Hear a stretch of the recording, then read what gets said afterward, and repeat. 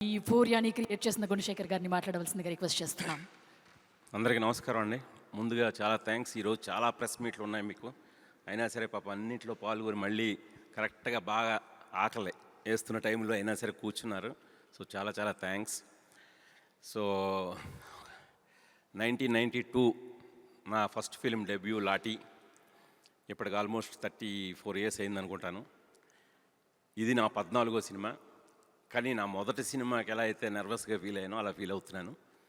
ఎందుకంటే ఒక కొత్త కథని కొత్తగా చెప్పాలని ప్రయత్నించాను, నా శాయశక్తిలో ప్రయత్నించాను. ఖచ్చితంగా దాన్ని మీరు ఆదరిస్తారని, నేను ఎలా ఫీల్ అయ్యి ఒక ఎమోషనల్గా తీశానో అంతే ఎమోషన్ మీకు కూడా కలగజేస్తానని గట్టిగా నమ్ముతున్నాను. నేను ఎప్పుడు కూడా ప్రేక్షక దేవుళ్ళనే నమ్ముతాను. వాళ్ళ టైంకి, వాళ్ళ డబ్బుకి, వాళ్ళ విజ్ఞతకి వాల్యూ ఇస్తాను. ఈ మూడు మళ్ళీ దృష్టిలో పెట్టుకొని, ఒళ్ళు దగ్గర పెట్టుకొని యూఫోరియా అనే సినిమా తీశాను. ఖచ్చితంగా మీ టైంను వృధా చేయను, మీ డబ్బుని వృధా చేయను, మీ విజ్ఞతకే పెద్దపీట వేశాను. ఖచ్చితంగా ఈ యూఫోరియా అనేది ఆ స్థాయిలోనే మీకు నచ్చుతుందని నమ్ముతున్నాను. అలాగే అంటే ఈ సినిమా పేపర్ మీద బడ్జెట్ లెక్కలేసుకుంటే నిన్న చూసిన కొంతమంది మిత్రులు, ఏంటి సార్ డబ్బులు అలా పెట్టేశారు అని మన ఇండస్ట్రీ మిత్రులే అన్నారు. కానీ అంటే ఈ కథకి ఎలా పెట్టాలో అంతా పెట్టేశారు. కానీ ఇండస్ట్రీలో ఏ ప్రొడ్యూసర్ మాత్రం ఈ సినిమా తీయడండి. ఎందుకంటే ఈ సినిమాకి ఇంత ఖర్చు, ఇంత టెక్నికల్ వాల్యూస్ తోటి, ఇంత ఎక్స్పర్టైజ్తో చెప్పాలి. బట్ అది కొత్త వాళ్ళ మీద చెప్పాలి. సో కొత్త వాళ్ళ మీద చెప్పినప్పుడు మనకు బడ్జెట్ బ్యారేజీలు ఉంటాయి.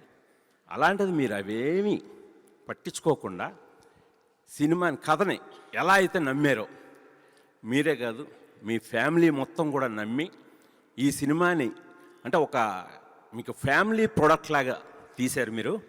అది ప్రతి ఫ్రేమ్లోనూ కనిపించింది.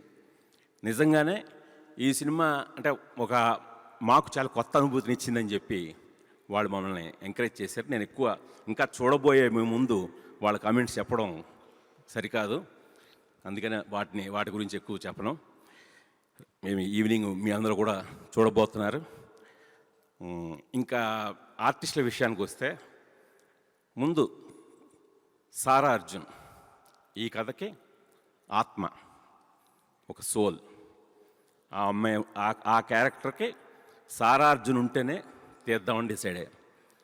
రేపు పొద్దున్న మీరు సినిమా చూసి ఎందుకు సారా అర్జునే ఉంటేనే తీద్దాం అనుకున్నారో మీరు కూడా ఫీల్ అవుతారని ఆశిస్తున్నాను. ఆ అమ్మాయి అంత చక్కగా చేసింది. అలా ఇలా చేయడం కాదు, జీవించింది ఆ అమ్మాయి. నేనన్న ఆత్మను అలా పట్టుకొచ్చింది. ఆ తర్వాత ఈ కథకి ఒక వెన్నెముక భూమికా చావ్లా. తను ఎప్పుడు కూడా నేను చాలా స్ట్రాంగ్ లేడీ, తను వెరీ స్ట్రాంగ్ లేడీ. తను అలా ఎమోషనల్ అవ్వడం ఫస్ట్ టైం నేను చూస్తున్నాను. నిన్న సినిమా చూసిన తర్వాత కూడా మేము ఎక్కువ మాట్లాడుకోలేదు. తను ఎంత ఎమోషనల్గా కనెక్ట్ అయిందో ఇప్పుడు నాకు చూపించింది. సో రాత్రి కూడా మాకు కలుసుకోవడానికి టైము దక్కలేదు. నాకు కొద్దిగా వాటర్ ఉండి.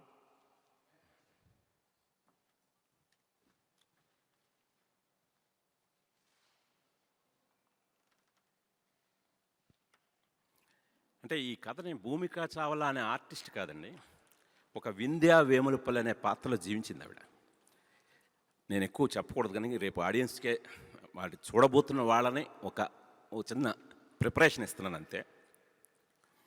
ఆవిడ నిజంగా ఈ కథని చదివినప్పుడు ఎంత అర్థం చేసుకున్నారో, ఆవిడ పోర్ట్రే చేసినప్పుడు కూడా నేనే చాలాసార్లు ఏంటి మన భూమికేనా 23 ఏళ్ల క్రితం ఒక్కడు స్వప్నేనా, ఈ రోజున ఎంత మెచ్యూర్డ్గా, ఇంత ఒక వింధ్యా క్యారెక్టర్లో, అంటే వెరీ కాంప్లెక్స్డ్ క్యారెక్టర్ అండి. సో అంత కాంప్లెక్స్డ్ క్యారెక్టర్ని ఒక తల్లిగా, ఒక ఎడ్యుకేషనిస్ట్గా, ఒక సోషల్ యాక్టివిస్ట్గా, ఒక మామూలు గృహిణిగా ఇన్నింటి మధ్య ఆవిడ చూపించిన తేడా కానీ ఇవన్నీ చాలా చక్కగా అర్థం చేసుకొని ఆ పాత్రకు ఆవిడ అలా జీవం పోసారు కాబట్టే ఇందాక ఎమోషనల్ అయింది భూమిక చావల కాదు, వింధ్యా వేములపల్లి. ఇంకా తర్వాత ఈ కథకి బ్రెయిన్ అనేది చాలా డేంజర్. ఆ బ్రెయిన్ క్యారెక్టరే వికాస్ వేములపల్లి అనే ఈ కుర్రాడు విఘ్నేష్ గవిరెడ్డి. సో ఇది కూడా అంటే చాలా ఈ రోజున మన మైండ్ అనేది చాలా చాలా అతి ప్రమాదకరం. అంటే ఒక విచక్షణ కోల్పోవటానికి ఒక సెకండ్లో వేయవని చాలంటారు.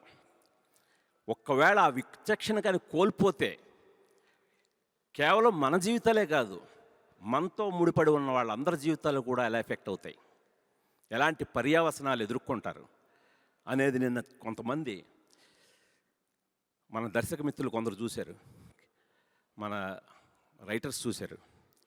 సార్ సినిమా చూస్తే భయం వేస్తుంది సార్ అన్నారు. అదేంటి సార్, ఏ ఒక హారర్ సినిమా అయితే తీయలేదు కదా నేను యూఫోరియా అని భయం వేస్తుంది ఏంటండి. సార్ ఇంట్లో ఇలా జరుగుతున్నాయా, మన ఇంట్లో ఇలా జరుగుతుందా, మన పిల్లలకి ఇలా జరుగుతుందా, ఏమో జరిగిందేమో వాళ్ళు చెప్పట్లేదేమో, బయట ఇంట్లో అలా జరుగుతుందా, నిజమే కదా పేపర్లో చదువుతున్నాం కదా. సినిమా అంతా మొదటి ఫ్రేమ్ నుంచి ఎండ్ ఫ్రేమ్ వరకు భయపడుతూనే చూసాం సార్. అంటే ఈ రోజున కాంటెంపరీ ఇష్యూస్ని అలా రిఫ్లెక్ట్ చేసినట్టుగా ఉంది అని చెప్పి వాళ్ళందరూ, నేను సారీ మీకు ఎక్కువ వాళ్ళ కామెంట్లు చెప్పేస్తున్నాను, మీరు చూడబోయే ముందు మిమ్మల్ని ఇన్ఫ్లుయెన్స్ చేయడం నాకు ఏమాత్రం ఇష్టం లేదు. సో వాళ్ళందరూ అలాగా ఇదేంటే ఈ పాత్రలు, నేను చెప్పిన ఈ ముగ్గురు పాత్రలు, ఆ తర్వాత ఒక సైకో సాహెల్గా పృథ్వీ అడ్డాల, తను కూడా అంటే పాత్రని అర్థం చేసుకొని నిజంగానే సైకోనా అని అనిపించేలాగా అందరూ బయటకు వచ్చి కూడా కుర్రాడు భలే ఉన్నాడండి, అసలు చాలా భలే కళ్ళు బాగున్నాయి అని అతను కూడా పొగుడుతున్నారు. ఆ తర్వాత లిఖిత అమృత అనే క్యారెక్టరు ప్లే చేసింది తను. సో తను కూడా కరెక్ట్గా పాత్రకి ఒక విలేజ్ నుంచి వచ్చి సిటీలో, మనం ఇప్పుడు చాలామందిని చూస్తుంటాం, విలేజ్లో బాగా చదువుకొని సిటీకి వచ్చిన తర్వాత సిటీ వాళ్ళకి ఏమి ఇచ్చింది, సిటీ నుండి వాళ్ళేం తీసుకున్నారు. ఇలాగా కొన్ని పాత్రలు స్పాయిల్డ్ కిడ్స్ అండి. అంటే ఈ సిటీ ప్రభావం అంటే ఈ కథలో హైదరాబాద్ సిటీ కూడా ఒక నేపథ్యం మాత్రమే కాదు, ఒక పాత్ర కూడా. అంటే ఈ మెట్రోపాలిటన్ సిటీలో ఈ కల్చర్లో ఈ సిటీ మనల్ని పెడితే చాలా ఉన్నత స్థాయిలో పెడుతుంది, అలాంటి ఆపర్చునిటీస్ ఇస్తుంది, అవకాశాలు ఇస్తుంది. అలాగే చెడిపోవడానికి కూడా అన్ని అవకాశాలు చూపిస్తుంది, దారులు చూపిస్తుంది. మనం దారి ఎటు తీసుకున్నాం అనే దాన్ని బట్టే మన మనుగడ ఆధారపడి ఉంటుంది. సో అలాంటి డిఫరెంట్ క్యారెక్టర్స్ని తల్లి కొడుకుల బంధం మెయిన్గా తీసుకొని ఈ క్యారెక్టర్లన్నీ కూడా నేను నరేట్ చేయడం జరిగిందండి. నేను ముందుగానే ఇంతకుముందు చెప్తున్నట్టుగానే ఈ 3 పాయింట్స్ని అడాలసెన్స్, పేరెంటింగ్, సోషల్ ఇంపాక్ట్, వీటిని ఎక్కడా కూడా ఇప్పుడు నేను మాట్లాడిన ఇప్పటివరకు మాటల్లో కూడా అమ్మో గుణశేఖర్ ఏదో చాలా భారంగా ఏదో చెప్తున్నాడు, చాలా డెప్త్తో వెళ్ళిపోయాడమో, ఏం కాదండి. మామూలు వ్యక్తిని నేను, మామూలు వ్యక్తిగా ఎలాగైతే నేను సొసైటీని చూస్తున్నానో, ఈరోజు సొసైటీని ఎలా అయితే చూశానో అదే సొసైటీని చాలా మామూలు స్థాయిలోనే చెప్పాను. ఎక్కడ నా మేధస్సు ఉపయోగించాలని ఎక్కడ ప్రయత్నించలేదు, మెసేజ్లు ఇవ్వాలని అస్సలు ప్రయత్నించలేదు. మీకు కనబడుతుంది, మీకు దాంట్లో మీరు తీసుకుంటే సముద్రం అంత లోతు కనిపిస్తుంది. నేను మాత్రం ఒక లోతైన కథను చెప్పేస్తున్నానని ఎక్కడా కూడా ప్రయత్నించలేదు. సో అలాంటి ఒక నేపథ్యంలో యూఫోరియా అనేది మీ అందరూ కూడా తెలుగు టైటిల్ పెట్టినందుకు క్షమించాలి. బట్ యూఫోరియాని ఎందుకు పెట్టాను అనేది రేపు మీకు సినిమా చూసిన తర్వాత తెలుస్తుంది. ఈ కథకి ఈ టైటిల్ కరెక్ట్ అని కూడా మీ అందరూ అంటారు. కొన్ని సంఘటనలు అంటే నిజ జీవితంలో జరిగిన కొన్ని సంఘటనల్ని ఇన్స్పిరేషన్గా తీసుకున్నానండి. ఇది పూర్తిగా వాటినే బేస్ చేసుకొని చేసింది కాదు. ఎందుకంటే కొన్ని సంఘటనలు తీసుకుంటే అలాంటి సంఘటనలు చాలా జరిగాయి సొసైటీలో. అందువల్ల ఇది ఏ ఒక్క సంఘటనలో ఆధారం చేసి తీసింది అయితే కాదు, అది కూడా నేను వివరణ ఇస్తున్నాను మీకు. ఇంకా టెక్నీషియన్స్, దీనికి ఒక ఫోటోగ్రఫీ ప్రవీణ్ కే పోతానని ఒక కొత్త అతన్ని ఇంట్రొడ్యూస్ చేశాను. అంటే కొత్త లెన్స్ తోటి ముందు నన్ను నేను కొత్తగా ప్రజెంట్ చేసుకోవాలనుకున్నాను. ఈ కథ డిమాండ్ మేరకు కూడా ఈ కథని వెరీ ఒక new age kind of story telling ఉండాలి. అలా చెప్పడానికి అతన్ని కాలభైరవ మ్యూజిక్, అతను బ్యాక్గ్రౌండ్ స్కోర్ ఎలా ఇచ్చాడో ఏంటనేది మీ అందరూ కూడా చూడబోతారు. బట్ ఖచ్చితంగా తండ్రికి తగ్గ తనయుడని నిరూపిస్తాడు కాలభైరవ. ఇంకా ప్రవీణ్ పోటీ కానీ ఇంకా మిగతా టెక్నీషియన్లు అందరూ కూడా వాళ్ళ ప్రాణం పెట్టి సినిమా చేశారు. వాళ్ళందరూ ఎక్స్పర్టీస్. ఎప్పుడు కూడా నా సినిమాల్లో నా ఒక్కడికే పేరు రాదు, నా టెక్నీషియన్స్ అందరికీ పేరు వస్తుంది. అలాగా యూఫోరియా కూడా అందరికీ పేరు తీసుకొస్తుంది. ఇంకా ఫైనల్గా నాకు ఈ సినిమాలో నాకు ఎప్పుడు రాసిన దగ్గర నుంచి ఈరోజు వరకు కూడా ప్రింట్లు వెళ్ళే వరకు కూడా నా ఫ్యామిలీ నాతోనే ఉంది.